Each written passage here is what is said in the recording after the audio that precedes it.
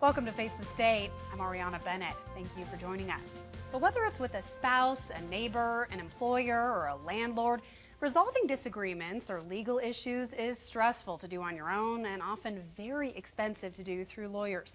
But there is a middle step between fighting it out yourself or taking it to court. Mediators Joyce Franks and Claudia Wall are here now with me to talk about how it all works. Thank you both so much for coming on the show. Thank you. Thank you. Okay, so why don't you start by telling me what exactly mediation is and how it differs from our other options when we're resolving disputes? Well, it's a collaborative process, and where the decisions are made by the parties that are involved in the dispute. It's a easy process to go through. A lot of people don't quite understand what it takes, but you have a trained mediator who's used to being around conflicts and sometimes high stressful conflicts, and our job is to negotiate, to help people hear what the other one is saying, because sometimes when you're talking you don't hear, you don't listen. Right. And so our job is to help people do that, listen and to come up with a solution.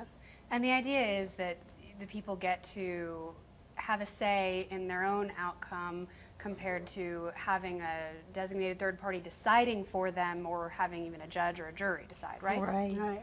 And the good thing about that is that when people are empowered to make their own decisions about how they want to end their conflict, they're much more likely to carry through with an agreement that they make as opposed to an agreement or something that is imposed upon them.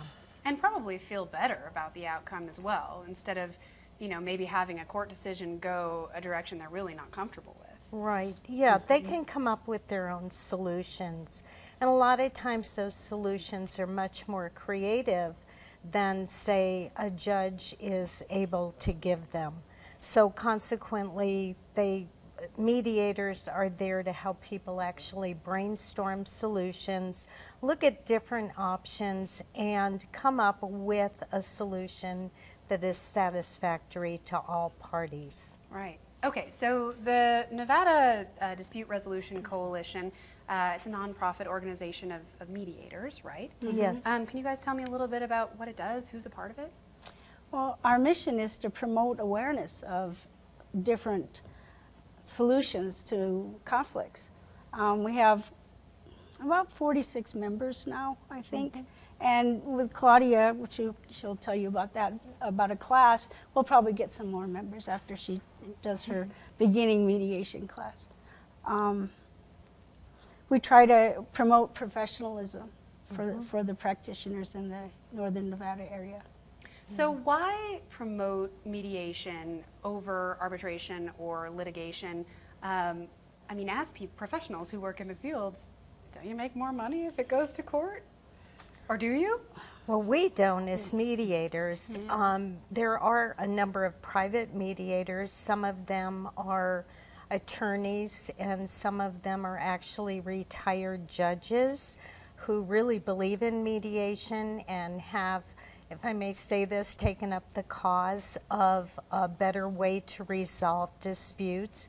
And so consequently, you do have private mediators out there, but you've also got community mediators who do pretty much the same thing at a lower cost than you would have going to court. Court can be very, very expensive, as you mentioned in the beginning.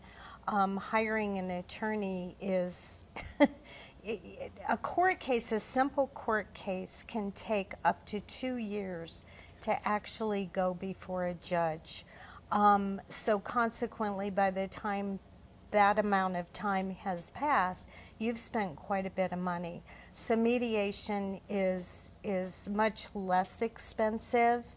And like we said before, the outcome of mediation is really up to the parties in mediation so that they are taking charge of their own lives and designing their own outcome, which they're much more likely to follow through with.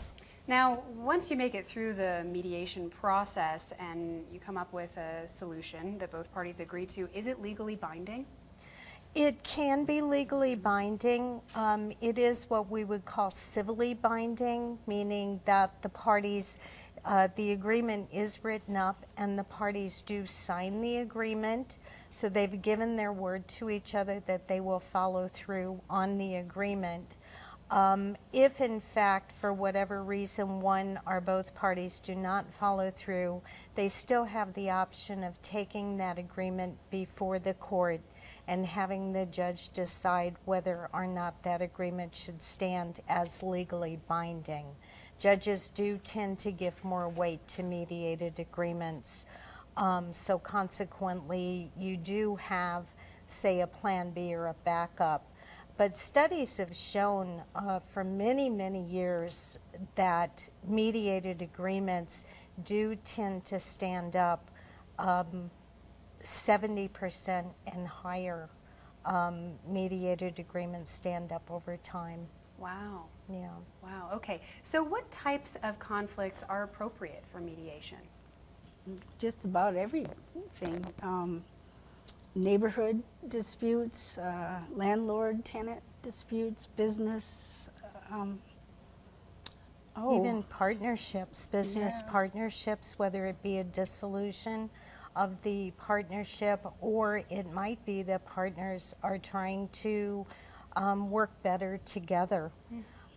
There is obviously divorce. There are more and more cases where people petition the court for divorce, and those cases are sent to mediation, or people just seek out mediation because it is cost effective and time effective as well. Right. So let's use divorce as an example. Say a couple comes to you and says, we want to get a divorce. We don't want to take this through, a nasty battle. How does the process work? You sit them down together? Yeah, divorce cases, depending on the issues that the parties have to work out, whether it be they have children, they might have property together, they may even have a business together. So the more issues that they have, it can take longer. For instance, you may sit with a couple for 5 sessions. Just to get everything worked out. And once that's worked out, obviously, then it has to go to court for the judge to make the final decision.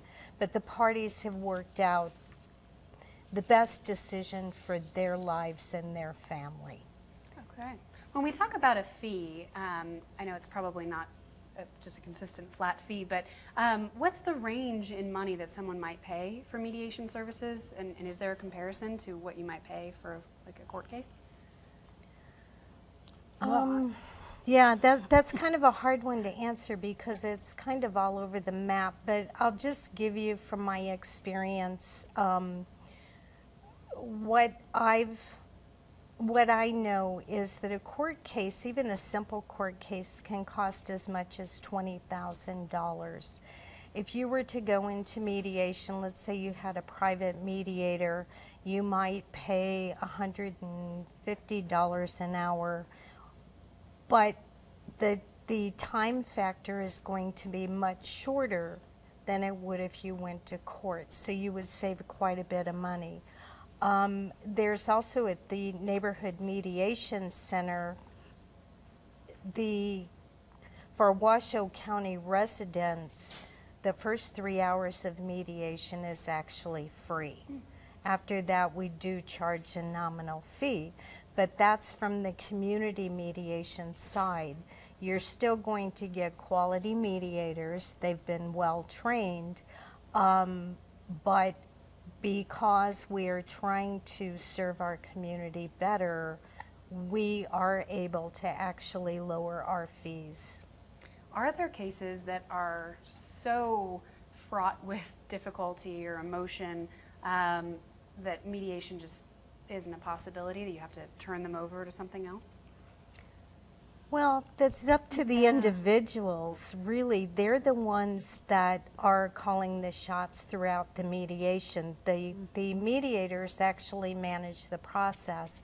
But if the parties feel that mediation is not serving them, they have the right to stop the mediation at any point in time.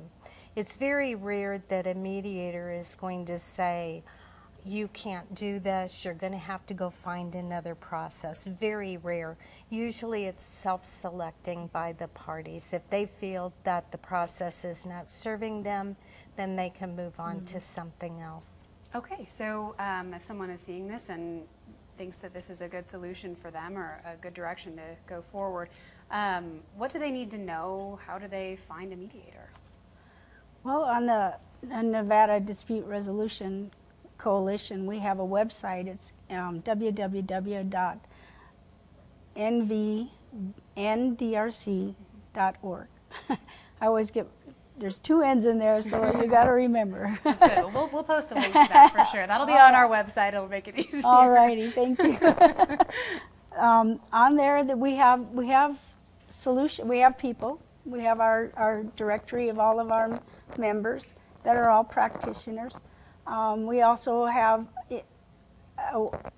information on the website to tell you exactly what to ask, what questions to ask when you're calling on a mediator to see if that one's going to fit what you need. If they have experience in your problem, whether it's a neighborhood issue or if it's a divorce. Some mediators specialize in only one or another. So there's information out there, so they can do that. They can always call the Neighborhood Mediation Center also and get information from them. Perfect. Okay, well, we're out of time, but thank you both so much for your time. Thank I sure you. appreciate it. Thank you. Really, Thank you very much. And of course, we will have all of their information up on our website. That's ktvn.com. But coming up on Face the State, violent crimes have been trending up in Nevada over the last few years. But would you know where to turn if you became a victim? I'll find out about resources for victims here in Northern Nevada. That's right after the break.